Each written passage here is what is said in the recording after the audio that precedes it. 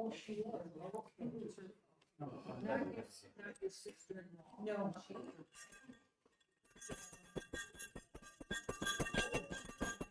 It's a wonderful time of the day. My paper's out of my car. Alrighty.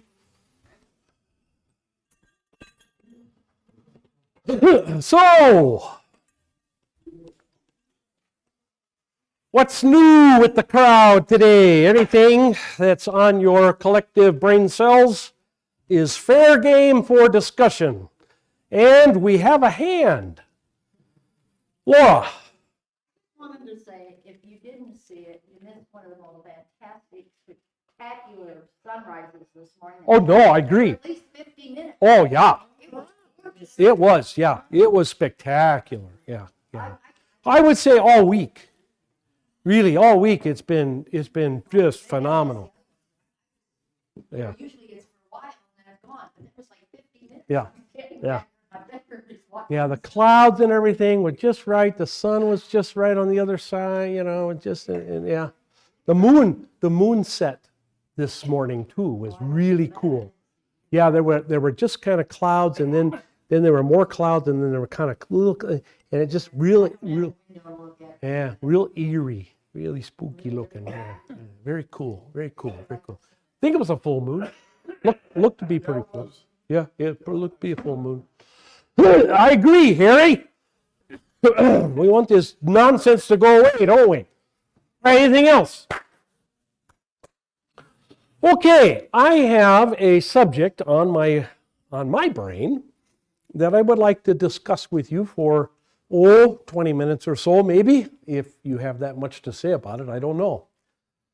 It has occurred to me in the last, I don't know, maybe it's been going on for a long time and I just haven't noticed. But I keep hearing from people, and now I'm starting to hear it from my own members. People looking to, and one email put it to me this way. One email said, I find more and more, or I find that, or less and less, I could say maybe, church and sermons to contribute anything to my relationship to God. And at first I didn't quite know what to say to that. Apologized to the person, of course, and said, well, I'll work harder. But after that, I started thinking to myself, what does that mean? And then I went to various websites that I travel in quite often, religious ones, church ones too, and I hear this now from a lot of people. Some of my brother pastors, some other denominational people, some contemporary religious people, and so on and so forth. Everybody's talking, or a lot of people are talking about their relationship with or to God. Maybe I am a cold fish. I have never thought of my connection with the Lord as a relationship. Maybe I should. I don't know. Maybe I've been missing the boat. Maybe I'm too much of a theologian. I don't know. Maybe too much of a historian. What in the world does that mean? Please, someone enlighten me. Give me something to connect with this business of relationship with God. Rebecca.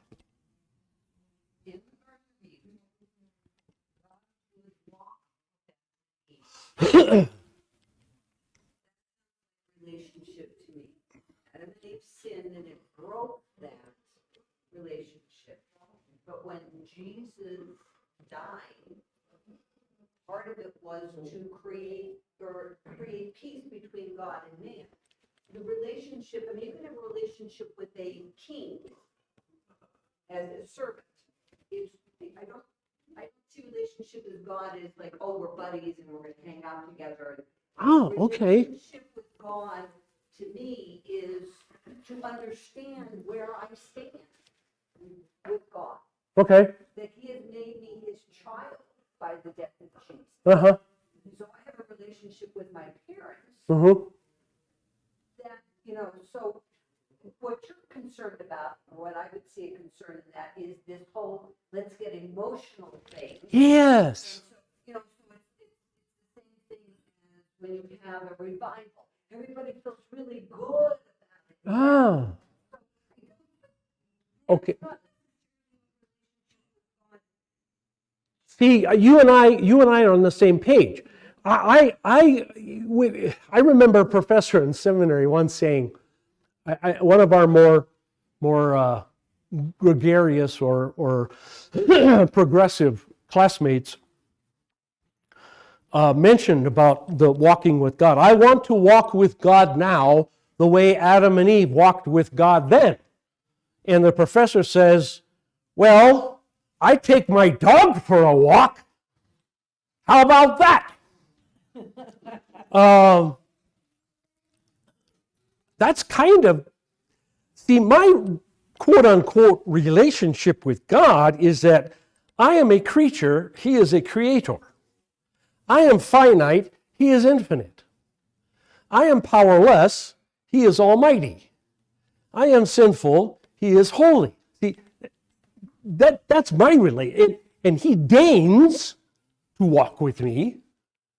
Okay, I don't dare walk with Him, but He deigns to walk with me. My relationship is, I wouldn't say, I mean, think about how many times Paul in his epistles uses the term slave when he talks about his relationship to Jesus. A slave, a servant.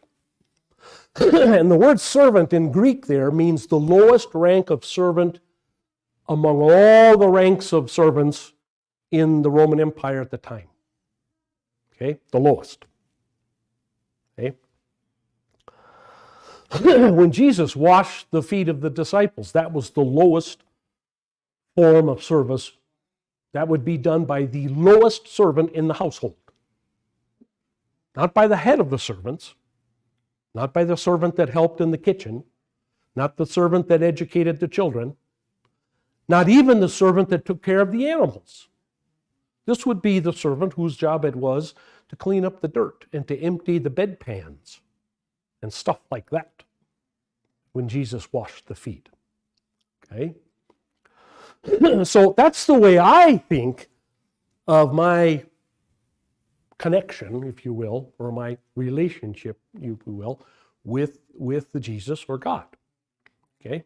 So Rebecca and I are on the same page. I don't think that's what this person is talking about. I think that what this person is talking about is something else. That's kind of what I'm wondering and after. Yes? I feel right now that Satan's extreme man. Yes. They're feeling that. And feel like they need to do something to get closer to God. Or, Okay, let me stop you. But what does that mean, closer to God? closer to their faith. Get their faith. But what does that mean? See, I don't understand. What does that mean? I can tell you, for me, I lately have felt like God is with me more. Why? I'm not, I don't know. Okay. But I feel like I'm being more blessed. And doing good things. Okay. All I right. mean, just like you, I do see Satan is really running. Yes. rampant, Yeah. And I think people are fearing. Oh, okay. All right. Steve? So I'm thinking, instead of Adam and Eve, I'm thinking of the disciples. Okay. They walked with Jesus. Right. God on earth. It was a learning relationship. They walked with him, didn't understand what he was saying. He's explaining to them. They kind of get it crucified, I think, than before, but it's that's the relationship I think I'd like to have more of. Okay, they walked with Jesus and learned, they saw these things and Okay, time out here again. Look at the relationship between the disciples and Jesus before the resurrection, let's say. It was lousy. Why was it lousy? I mean, it was great on Jesus' part. On Jesus' part, he was frustrated with them very often, right? He yelled at them, right?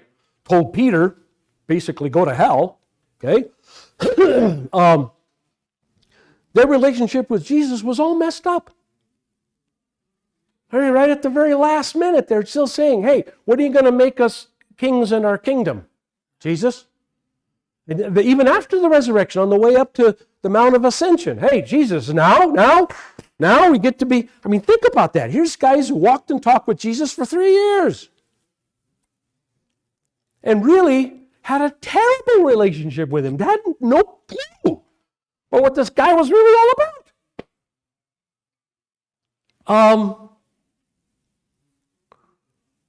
I think people are throwing around this term relationship to Jesus or relationship to God, and they have no clue, really, what exactly is it they're talking about. Now, I could be wrong, but so far, I've asked numerous people online the last few days, numerous pastors, and they give me examples, but they cannot define. Again, my connection with God. I pray to God 1,000 times a day. I've got to the point in my life where I don't hit my knees, close my eyes, fold my hands, bow my head. I have a daily, constant conversation with God all day long. And that includes formal prayers at sometimes too. But all day long, I feel the connection is open, right? I don't feel the need to open a connection. I don't feel the need to plug a cord into a hole. I don't feel the need to dial God up. I don't feel the need to call him. I don't feel the need to send a message. I just feel like this is open. It's like my brain is open to his brain is open to mine, and we just have conversation all day long. That's my relationship to God. Okay? Isn't that what people are really looking for? I think so. That must be. And so many people don't have it. But why? Well, like me, when I start praying and my brain runs through. Right. Yeah. Right. So I wrote I need to ask God to make me more present to him. And not, because we can't all keep that relationship as open. So that's Okay. really what people are looking for. They're looking for, and unfortunately, sometimes it takes a terrible event in your life to put you back in touch with God, to make you see Okay. his presence, to Okay. feel it more. Okay. I think that happens often. Either it's something that we see in the news or something that happens to us personally, and it forces us back into a relationship with him. He always wants relationship with us, Right. but we let sin, the devil, and our old Adam stop that. And I really think that's what people are looking for. They may think, oh, it's got to be like this or it's got to be like Yeah. that, but that's really what people want. And that's really what they're looking for. Okay. And they don't always get it by a sermon, because it's not always where their brains or where they are at that moment to be able to accept that and see that as being a way to continue to build that relationship with God. Okay. So I think that's why they don't always get it from See, last week I had on the board the difference between religion and relationship to God. And I was already thinking about this even before this person emailed me. And because I had been hearing this already. Person says, I don't want religion. And by that he meant I don't want organized religion. I don't need organized religion. I don't want organized religion. I don't want church.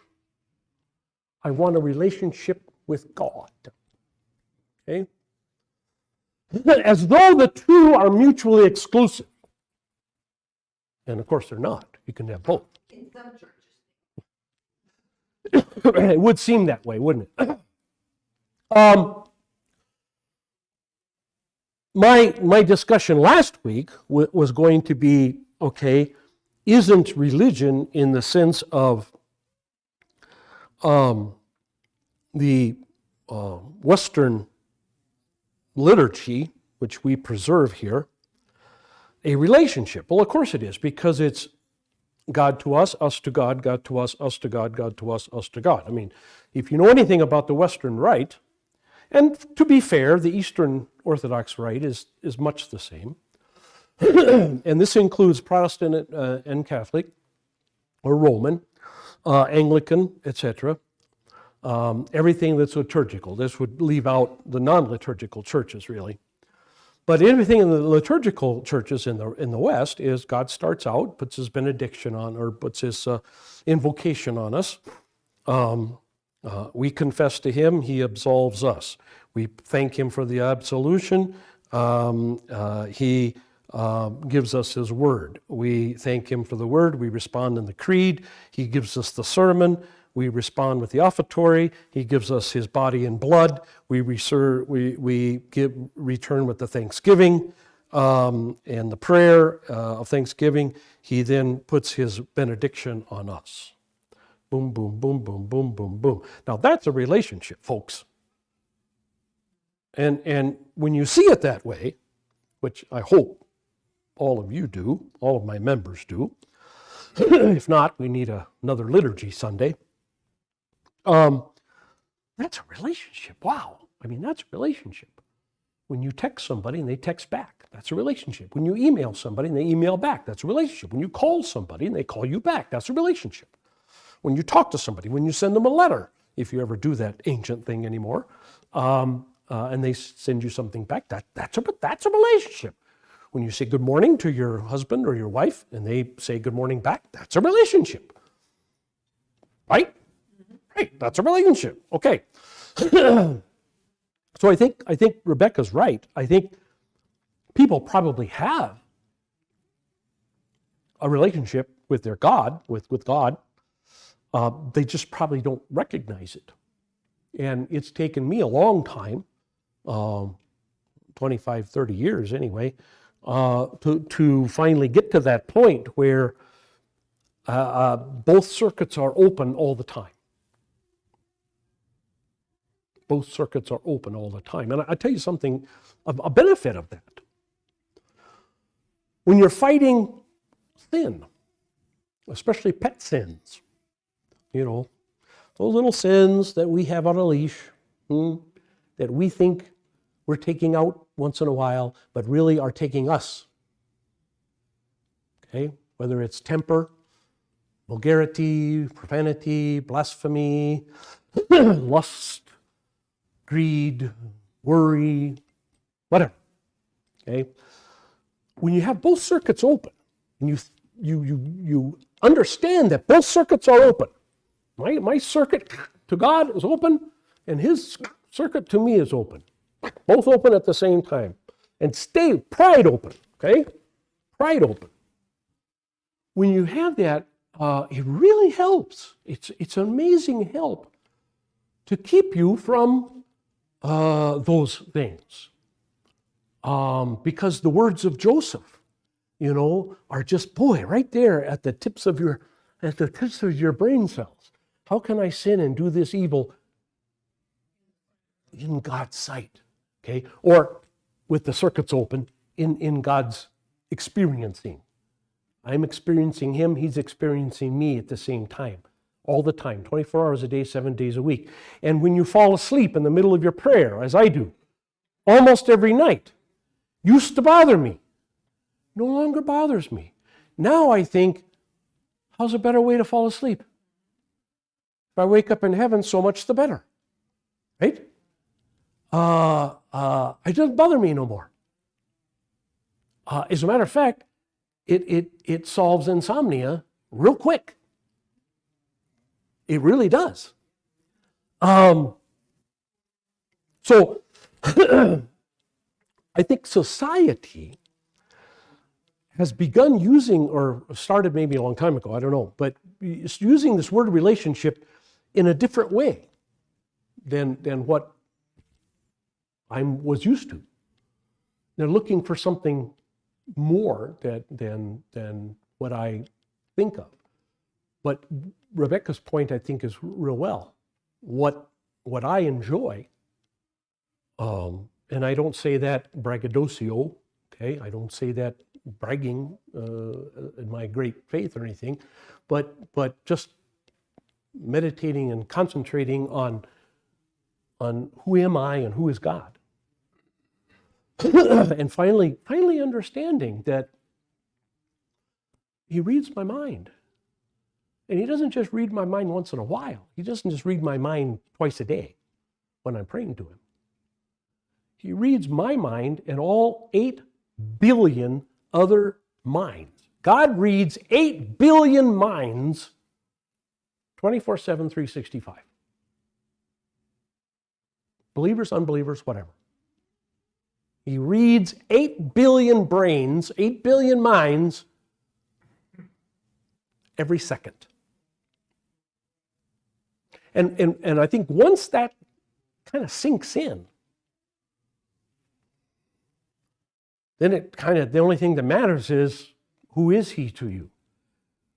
If he's Brahma or Allah or something weird else, then your relationship sucks. If he's Jesus Christ and him crucified, then your relationship is good. But it doesn't really matter otherwise, because the entire world's brain is an open book to God every microsecond of time. That's the bottom line, folks. It's not so much our relationship with him, it's his relationship with us, which is based on the faith that he gives us. So again, it's based on his. Yes, you had a point. Yeah, I'm sure you expound on that dog theory, walking your dog. I think that's beautiful. But it really, I think a lot of people can relate to it, because I think everyone's done that, is walk the dog. And I love the fact that not only walking one dog, but 2. And one is the Lord, and the other is the devil. Yeah. And it's funny when it's like praying too. While you're praying, and you can do it anytime, any day, any Right. But and all of a sudden your mind drifts from a prayer or whatever. Yeah. And that's the good old devil. Could be. Doing his thing. Could be, yeah. In there and stuff like that. So I think your analogy is beautiful. I really relate to that. Well, I like to take credit for it, but it's a Semprof. Yeah, but is not wanting to go to church and be a Christian. Yeah. Well, that's kind of like wanting to be a Green Bay Packer, not go to a game or watch it on TV. If you don't know the people, if you don't know the players, Yeah. how are you going to be a Packer fan? Yeah. Same thing with the Lord. How are you going to know the Lord if you don't study him and go to his home and meet with him and all this other stuff? Beautiful. Well, I guess. I suppose that's true. I can't watch the Cowboys anymore. Too hard. That's too hard. No, Jerry Jones is the devil. I'm sorry. Anybody who fires Tom Landry, I got no sympathy for. I know. I'm sorry. Never forgive him for that. Go ahead. Yeah, it just sounds like the majority of people to me are kind of replacing that word relationship. They just need to be educated more in the word, to learn more about the word, and then they can understand this open book that we have So what- with God all the time. What do I need to be repeating more that I'm not? Because this person said, I'm not getting this relationship stuff from your sermons. I'm not getting it. It's not, I'm not hearing it. Well, maybe the person's not going. No, no. No, but this person specifically said sermons. So that's what it, Georgia. Okay, before I came here, I basically went to a number of different churches. Uh-huh. And every time I walked into the church, there was a feeling that I had, and I said, this isn't for me. And I'd go to another one and another one. I finally came here. And this is the one that made me open up to feel that there was something there for me, that brought me to you, to listen to you, to understand, you know, and feel better about myself. The other ones, when I walked in, I would cry. Huh. And I went, okay, something's wrong. Interesting. Something is wrong with Yeah. this. And I can't say it's just the church, it was just something that. But it's not something you could pinpoint, huh? No, Yeah. But I walked in here and I didn't cry and I felt fine. I felt welcomed and I felt this is where I belong. So I Okay. think a lot of people have a tendency to maybe, when they go to a church, they go just to go. Mm-hmm. They don't go to have that feeling when they do go there that this is where they need to be. And I Okay. think that's where a lot of people lose that. They need, it's also just the church that they need to go to because that's where they can communicate with God a lot better than they have in the Someplace else, yeah. past. A lot of people want a formula. Prayers have to be a formula. You have to tell them, do these steps to have a relationship. And it's not this. Okay. And if you talk to a lot of people in different denominations, they'll say, it's step one, step two, step. Oh, yeah. And if you have arrow prayers, they're not prayers. You have to have the hands, the thoughts, Yeah. the steps, or you're not praying. I see. Okay. Well, thank you. One more comment. Just about this current conversation, not about your sermon. Yeah. You need to add that God sees all of our thoughts and he loves us anyway. Yeah. Good point. Good point. Excellent point. Yeah. Yeah. The mercy needs to be there, doesn't it? Because if it's just God is reading our minds all the time, that's scary, huh? Yeah. That's scary. Yeah. You're right. Good. Excellent point. Thank you. You know what the kind of disturbance is, what you were talking about earlier, also as far as Jesus' relationship with the disciples and stuff like that. They saw him serve the 5,000. Right. They saw him do all these Right. miracles, heal these people, bring Right. like the person back from death, stuff like this. If seeing it, you can't believe it. What do you think we're at? Yeah. We don't get to see any of that Yeah, good stuff. yeah, And yeah. yet, we're. Well, that's why that's why Jesus said what he did to Thomas. I mean, we think when Jesus said to Thomas, "Blessed are those who have not seen and yet believe," right? You know, okay, Thomas, you've seen and you believe. Good for you. Blessed are those who have not seen and yet believe. We think that Jesus means, oh, good for them. I don't think that's what he means. And I preached on this before, and people sometimes take me aside because of it. I don't think that's necessarily means that they are better or more stout believers. I actually think that what Jesus is saying is they are better off. They're actually better off. Now, how could you be better off not seeing Jesus raise Lazarus from the dead as opposed to seeing Jesus raise Lazarus from the dead? Because, think about it. You ever gone to a magic show? What do you think when you see the magician saw somebody in two? What's the first thought that comes to your mind?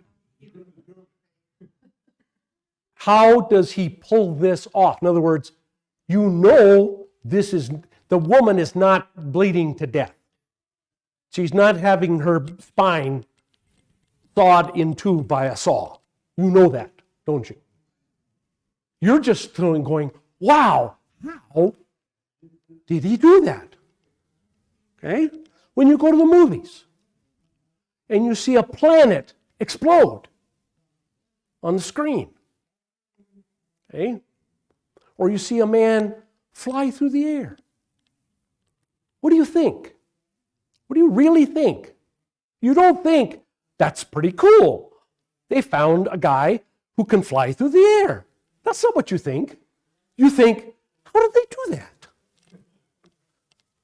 So, given our human natures, when the apostles see 20,000 people fed with 5 loaves of bread and 2 fish, what's their first thought?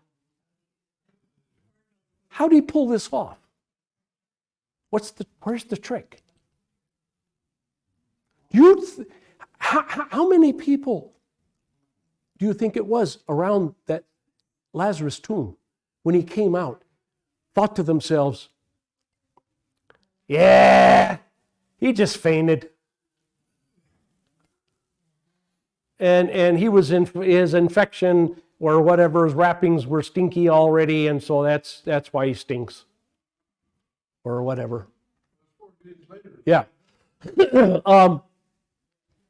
We are actually blessed, not because we're better, but because we have the whole picture, which they did not have.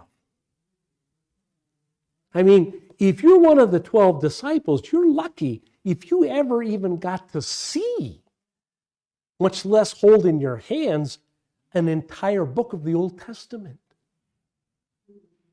We have all 66 canonical books.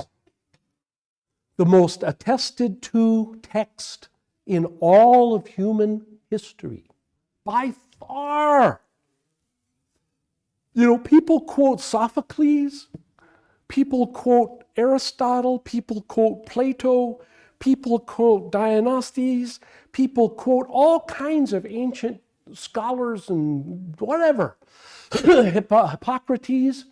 And do you know, not one of their texts, not one text of any of those people, the actual printing on paper, is older than about, well, I'll be generous, 1000 AD. We have Bible manuscripts dating to the time of Jesus Christ himself in the New Testament. We have Old Testament manuscripts dating to the time of the Babylonian captivity. No other book of any kind, literature, religion, whatever, no other book of any kind has that kind of history, has that kind of proof behind it. None. Zero. Nada. Not even close. Not even within 1,000 years. And yet, you can quote Plato and nobody will question you. You can quote Socrates, you can quote Hippocrates, you can quote anybody. Roman, Greek philosophers, you can quote them upside down. You can quote the pharaohs, you can quote anybody whose words we do not have less than 1,000 years ago. In most cases, 500 years ago. And nobody questions it. Oh, that's what Ramses said. Absolutely. So to that point, it was all just word of mouth passed down. No, it was unknown. It was unknown. The Western world, the world of let's say, St. Francis, okay, 1300s. Well, no, maybe before that. Let's say the world of Marco Polo, okay? They had no knowledge, really, of guys like Plato and Aristotle. That's what the Renaissance was all about. The Renaissance was that Constantinople fell May 31st, 1453. And the scholars, the printing press, philosophers scattered from Constantinople. And many of them went west. Some of them went to Moscow, but many of them went west. Most of them went west to Vienna. and Germany and France and Italy. That's the Renaissance, folks. And it wasn't until then, and they brought with them all those things from the East, from Byzantium, from Constantinople.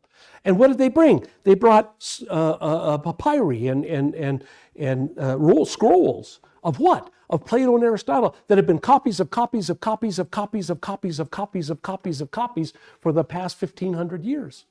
Well, more than that, 2,000 years. The originals were long gone. Who knows what Plato actually said in the Republic? The Republic we have today, the oldest text we have for the Republic today, comes from the 1300s. Plato lived 300 years before Jesus. You realize that? Do you have any clue about that? No, people don't. So that's why Jesus said, blessed are us today, because we have something the apostles would have killed for, and indeed died for, which is the Bible. I don't think there's near enough appreciation, even amongst our own people. There's not enough appreciation for this book. Speaking of which, we need to get back to it. Okay. So, chapter 13 of Exodus, verse 3 and following. Let's go down to at least 10, huh? This is, again, going to be some repeat here. So be prepared. Moses said to the people, remember this day in which you went out of Egypt, from the house of slavery. For by a powerful hand the Lord brought you out from this place. Nothing leavened, full of yeast, or raised, shall be eaten. On this day of the month of Abib, you are to go forth.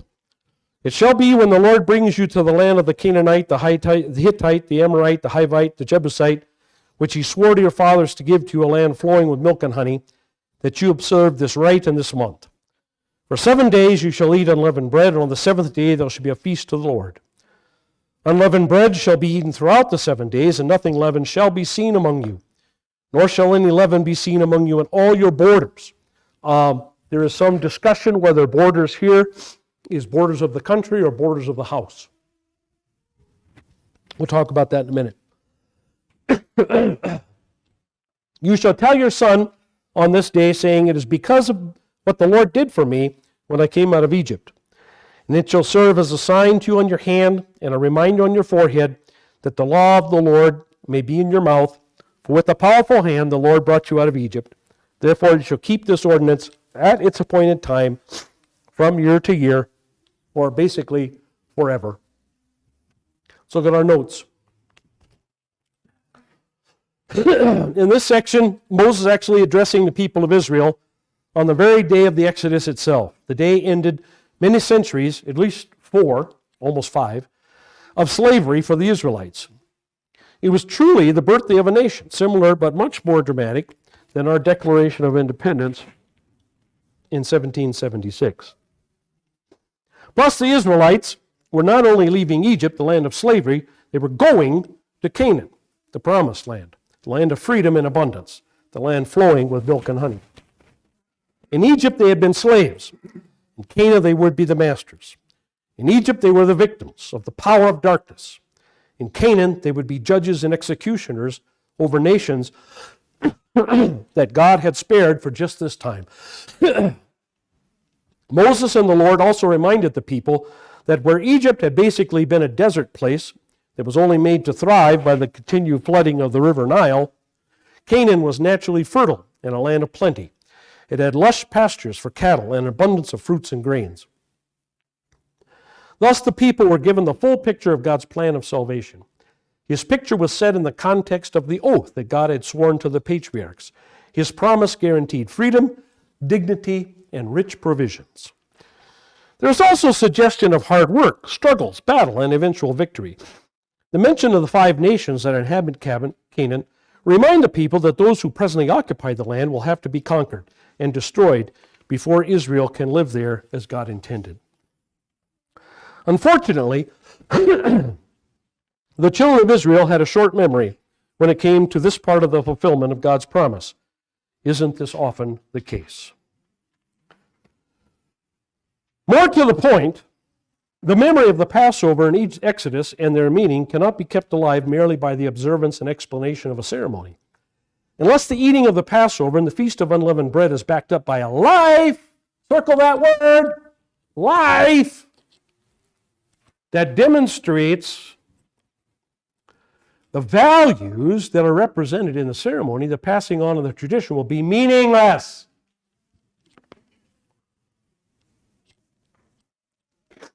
So the Jews, their problem was all they saw was independence.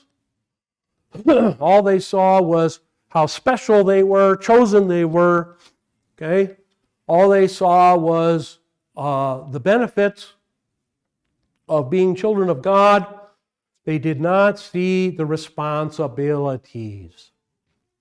They did not see the duties of keeping faithful to God, especially the very first commandment, having no other idols. They thought they could have it both. They thought they could say, we're chosen people of Yahweh God, and so He's always going to be there for us. We don't really need to do anything about that. He's always going to be there. But to cover our bases, and also to kind of have a little fun, we're also going to worship Moloch, or Baal, or Dagon, or Ishtar, or whoever you want it, okay? So we're going to do both. And this was their problem for their whole history, and this is still their problem today. The Jews like to talk big time about, oh yeah, we the Lord their God is one. Hear, O Israel. So yeah, oh yeah, we're big on that. But they're just as big on all of the man-made rules and regulations and all the legalism that they have concocted over the last 2,500 years, and that has become their God. So much so that they don't believe anymore in eternity or heaven or anything like that. And they become idol worshipers again, just like they were before. Ritual without true righteousness is useless and can become, and has become, in their case, idolatry. God shows His mastery of human nature in His regulations.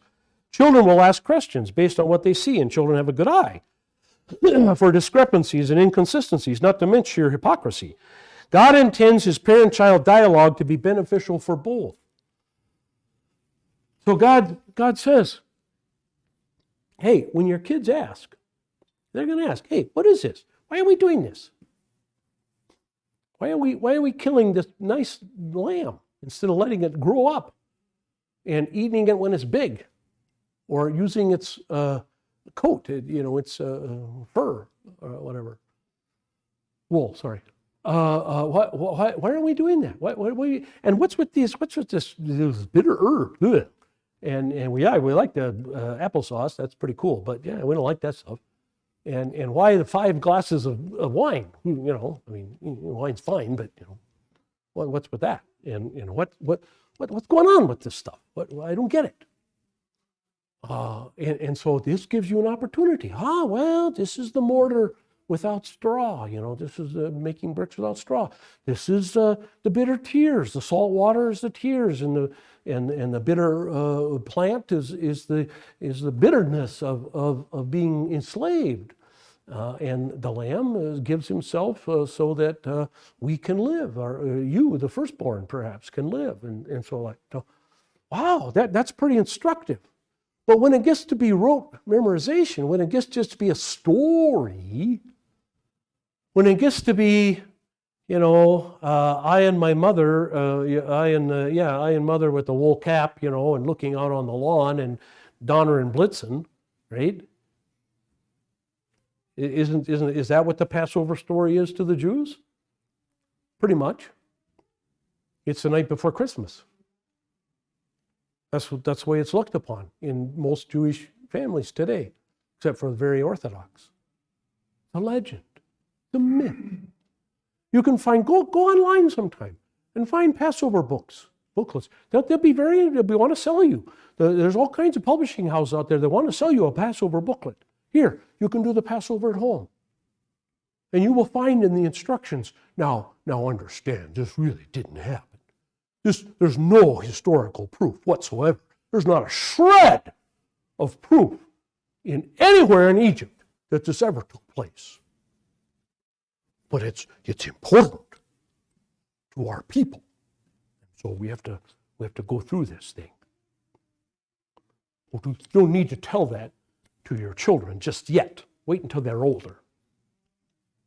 When they're older, then you can tell them, well, there is really no Santa Claus. There is really no Exodus. Imagine that. It's almost like most churches today. You know, was Jesus really born? You know Albert Schweitzer, right? You know that name. Everybody knows Albert Schweitzer, right? Yeah, we all know Albert Schweitzer. He did a research project. And at the end of his research project, he wrote a book. The book was named In Search of the Historical Jesus. It's Albert Schweitzer. Yeah, that Albert Schweitzer. And at the conclusion of his book, the great Albert Schweitzer, Nobel Prize winner, concluded, Jesus never existed. Never. No such person ever lived. That was his conclusion. And most liberal church bodies to this day follow that conclusion. United Church of Christ, Unitarian, of course, United Methodist, United Presbyterian. Yeah. Their seminaries have been teaching that for 50 years. I saw a cartoon once in a Madison, Wisconsin paper I thought was perfect. It was an ELCA, brand new denomination in that particular year. There's a Bethel Lutheran in Madison, which is the biggest Ilka church pretty in the world. And the guy, it was a cartoon, and the preacher was in the pulpit, and you could see a bubble, word bubble coming out of his mind. Hallelujah, he lives, whatever. And behind his back, he had his fingers crossed.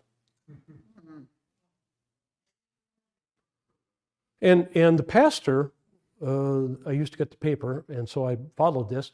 The pastor that was depicted in that cartoon wrote a very nasty letter to the editor complaining about being picked on by the editorial cartoonist. How dare you? How dare you? I did not preach that way. I had my hands, I did not have my hands behind my back. I did not have my fingers crossed behind my back. I believe in the resurrection of Jesus. I believe that Jesus is alive and living in our hearts and minds today.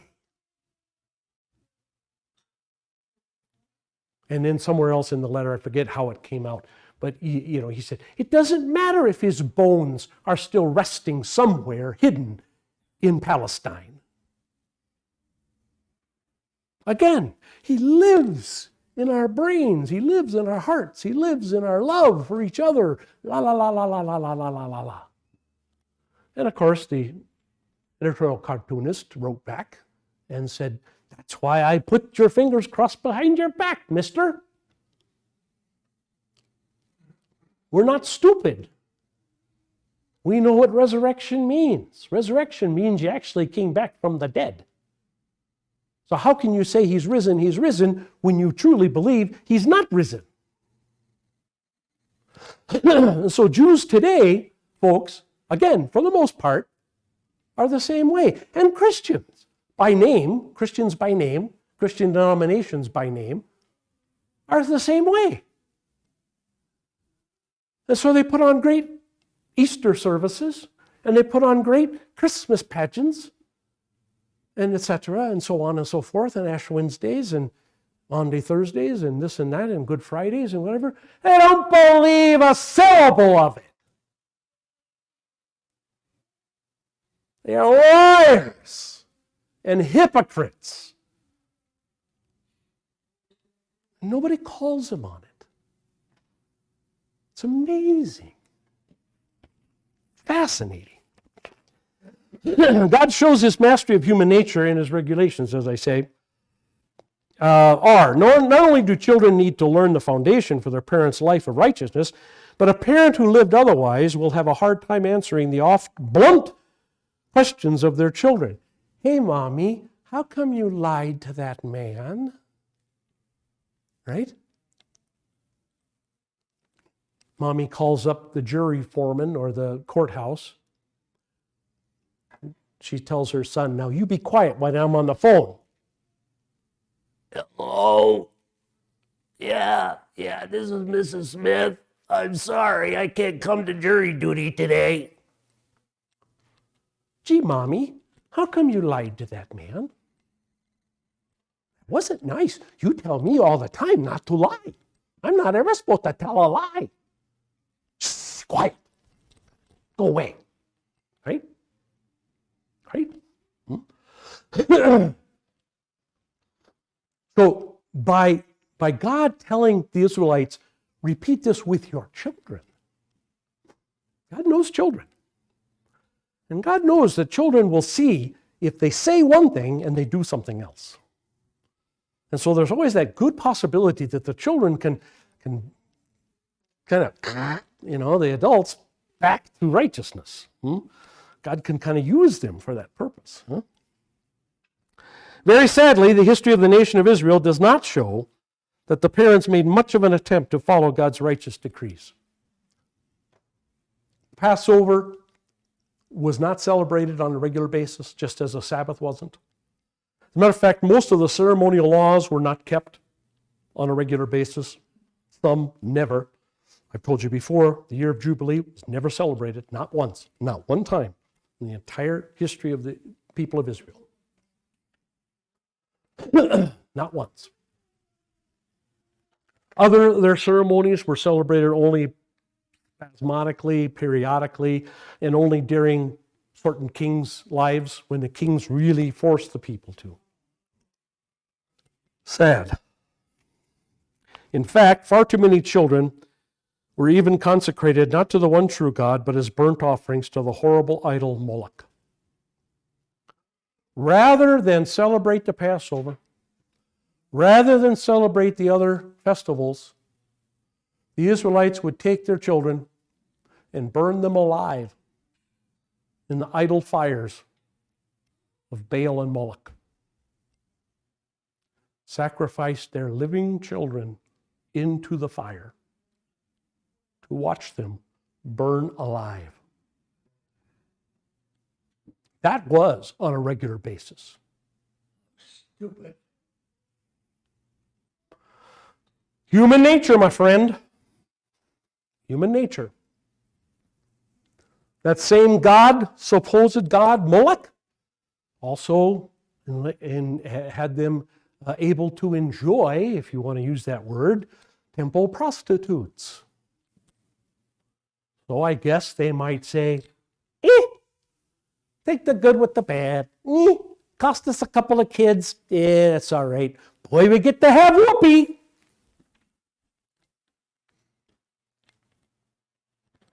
We get to have drunken orgies. Yeah. This disgusting fake God could easily be the patron god of America today. Somebody should find an old ancient drawing of Moloch and make a flag out of it and stick that flag out in front of the pro-abortion folks. That would be very adequate, I think, very appropriate. Millions and millions of precious babies sacrificed on the altar of convenience in our nation's abortion mills. So the Israelites did the exact opposite what God instructed them to do. Yeah. And so, it kind of answers the question, doesn't it? Why today so many people rejecting Christ? And so many people rejecting the Bible? So many people rejecting the gospel? Convenience. The fact of the matter is that even though Jesus gives us freedom, Jesus gives us this open circuit with God, Jesus gives us this relationship with Jesus, Jesus gives us all this great stuff. To live His way is, in connection with the world, very inconvenient. It means that we have to give up ourselves. It means we have to sacrifice our lives. We have to sacrifice our likes and dislikes. We have to do the opposite of what we feel like doing. We have to do the opposite of what we would like to do. We have to do the opposite of what we love to do. We have to work hard instead of be lazy. We have to be faithful rather than to be adulterous. We have to be pious rather than lustful. We have to be sober rather than drunk. The list is endless, right? That's very inconvenient, Pastor. Very inconvenient. We have to concentrate on eternity, not on our portfolio. I don't want to do that.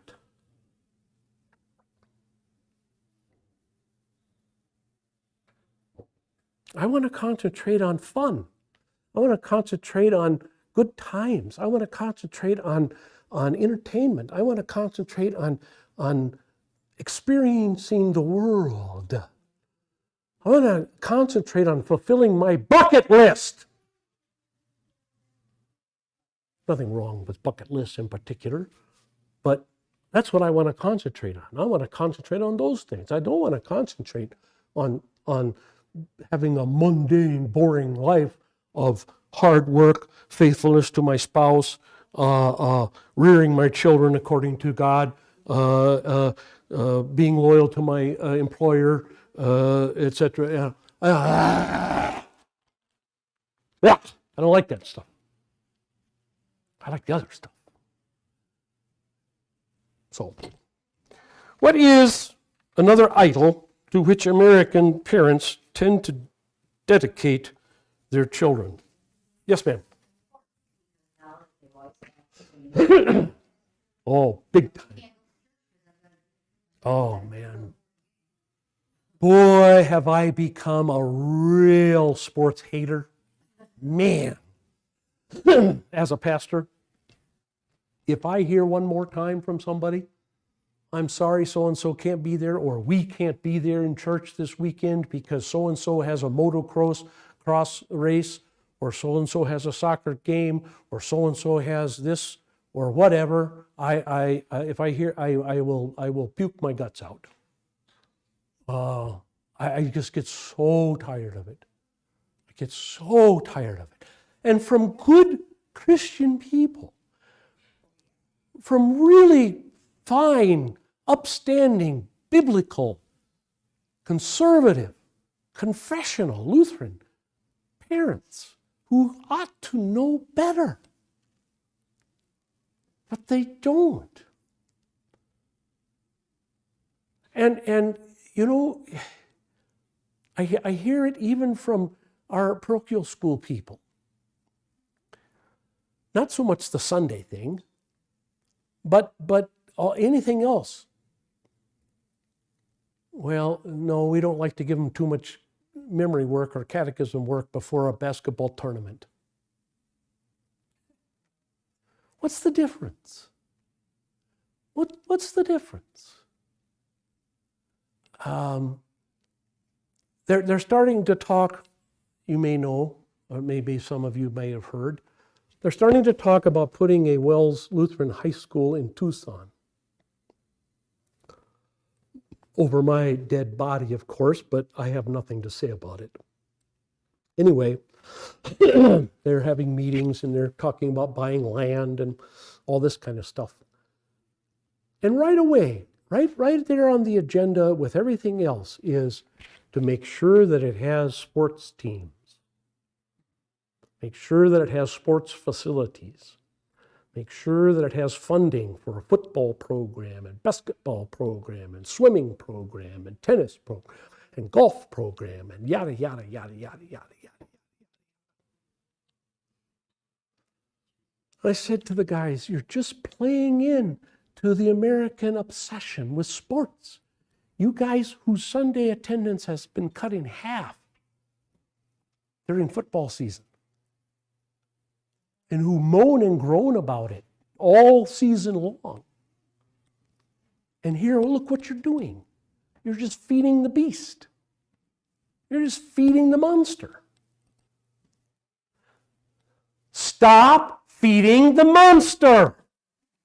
Stop it. Cut it off. They can't. They can't. They won't. They won't.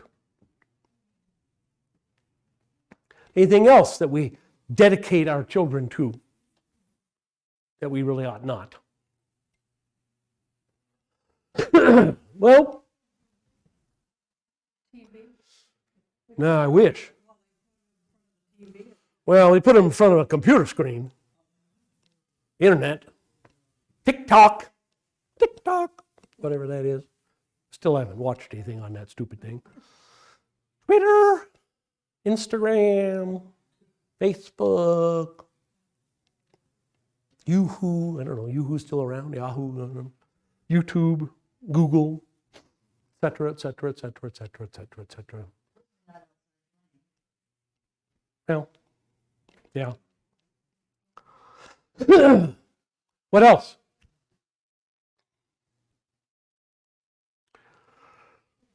So-called good education means what? What is a good education today? What does that mean today? Well, yeah. Send them off to a fancy university. Okay? Ivy League would be good. Yeah. Or Stanford. Or, Massachusetts Institute of Technology. Or one of those. And what will they do in order to get into those places? Lie, cheat, and steal, right? We just saw that big scandal a couple years ago. So there are a lot of idols out there, folks. Sports isn't the only one. Internet isn't the only one. Education, top-line education isn't the only one. Okay? There's a lot of idols that parents are willing to sacrifice their children to. Okay?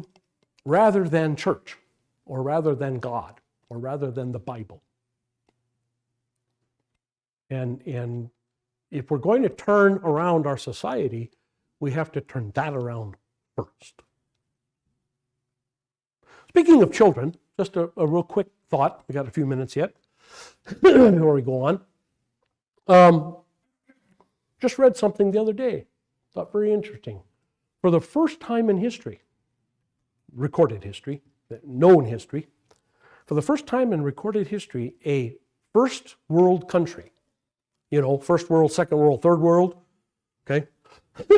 A first world country in last year, 2022, had more deaths than it had births. First time, ever. A first world country. Anybody want to guess which one? Nope. Not the United States. No, Nope. Japan. Japan had, and not by a little bit, but by a fairly wide margin, had more deaths than it had live births. That's a first. That's a first. There are other countries that are very close that are gonna accomplish this in the next, well, certainly 3 to 5 years. Yes, ma'am. Yes. Limited the birth. Yeah. in China. Yeah. Now, these poor children have their parents and their grandparents that they're trying to Take care of, yes. while And while they had that one child policy, it was also fine to abort girl babies. So what, not only do they now have a population problem, they have a gender problem, that they have many, many, many millions of men in their 30s with no prospects, with nobody to marry, because there just aren't any. So they have a double problem. They have a problem that they have too few people in that 20, 30 year span and not enough women, so that even if every single woman in that age group got pregnant, it still wouldn't be enough. And even if they had 6 kids, still wouldn't be enough. They will never, never, never catch up, ever. They will never catch up. There's nothing they can do about it. There's nothing. There's nothing Russia can do about it either.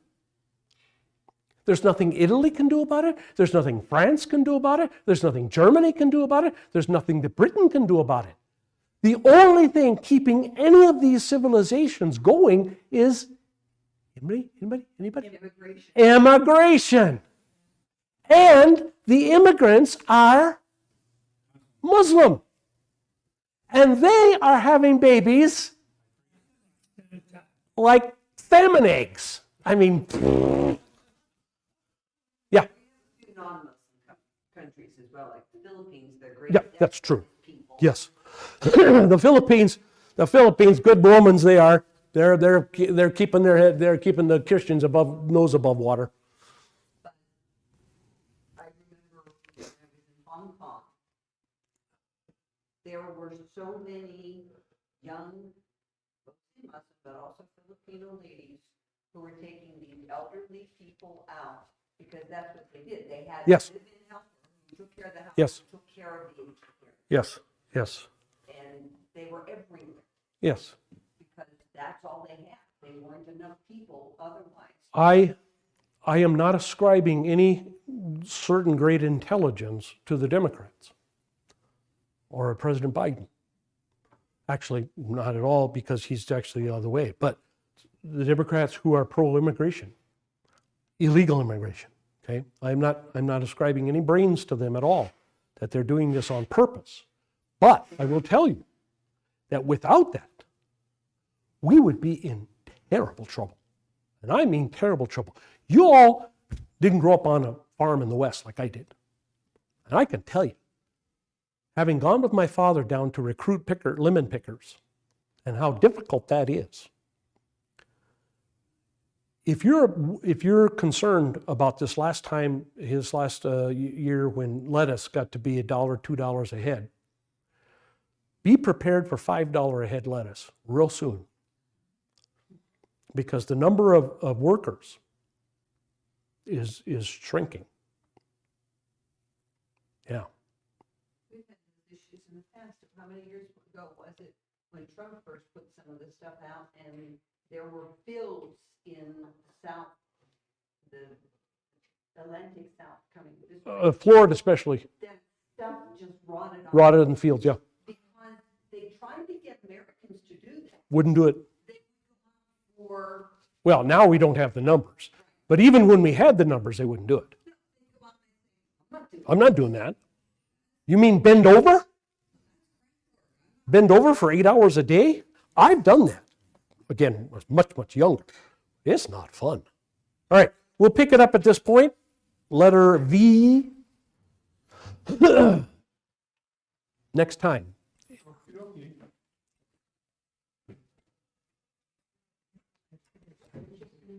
Let's close. May the grace of our Lord and Savior Jesus Christ, the love of God the Father, and the fellowship of the Holy Spirit be and abide with us all. Amen. Yep.